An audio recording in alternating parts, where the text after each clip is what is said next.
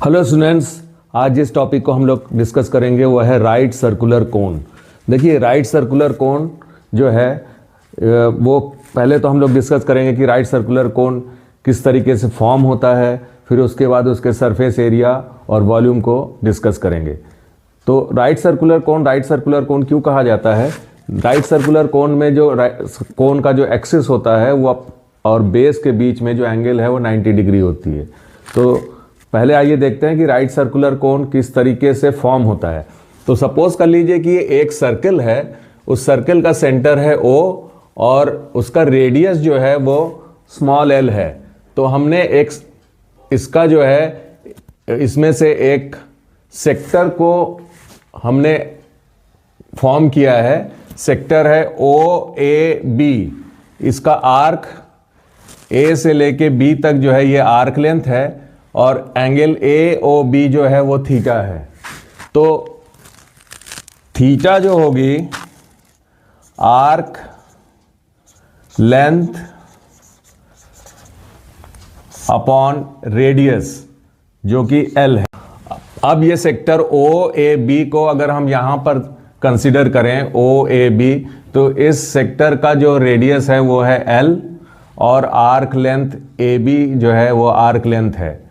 अब अगर हम इस सेक्टर के OB साइड को अगर हम फिक्स करके और AB को अगर हम फोल्ड करते हैं तो हमको ये कोन, राइट सर्कुलर कोन OAB मिलता है। अब मान लीजिए कि इस कोन का जो हाइट है वो है h,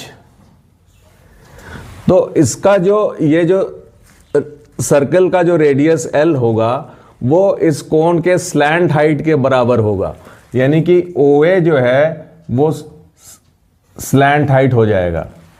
तो इस तरीके से जो इसका जो बेस होगा वो इस आर्क लेंथ से फॉर्म होगा। आर्क लेंथ जो है इसके बेस को फॉर्म करेगा जो कि सर्कल शेप में है। तो आर्क लेंथ जो होगी वो होगा 2 पाई r। स्मॉल r जो है इस कोन का रेडियस है, तो यहां पर arc length equals to 2 pi r के बराबर होगा। अब इस कोन का जो कर्व्ड सरफेस एरिया होगा वो इस सेक्टर के एरिया के इक्वल होगा। तो area of sector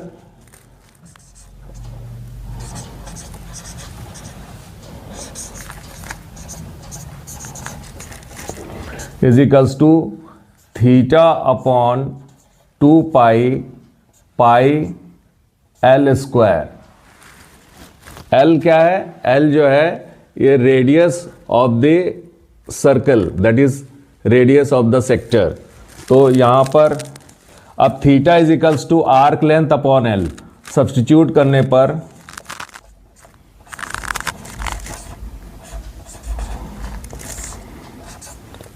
upon 2 pi into pi L square.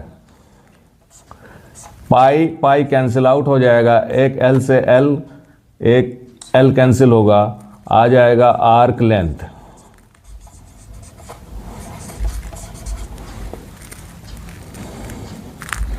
Upon into L upon 2। अब आर्क लेंथ की जो वैल्यू है वो है 2 पाई r, तो which is equals to 2 pi r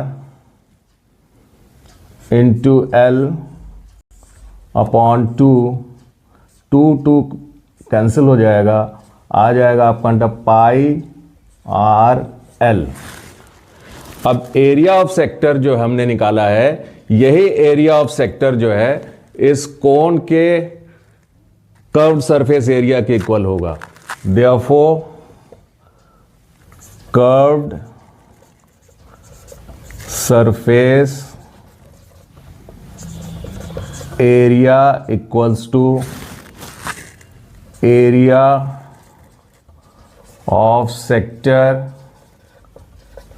which is equals to pi r L, pi into r into L। अब total surface area जो होगी, total surface area which is equals to curved surface area plus area of base, area of base which is equals to curved surface area जो है वो pi R L है और area of base जो है वो pi are square which is equals to pi r with in bracket l plus r. अब आइए वॉल्यूम को हम लोग समझते हैं। देखिए वॉल्यूम निकालने के लिए आप क्या करेंगे कि ए और बी से दो वर्टिकल लाइन ड्रॉ करिए,